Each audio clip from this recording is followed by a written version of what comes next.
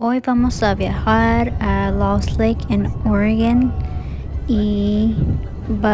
es un lugar muy bonito a donde puedes ir a acampar o nada más puedes también ir a pasar el día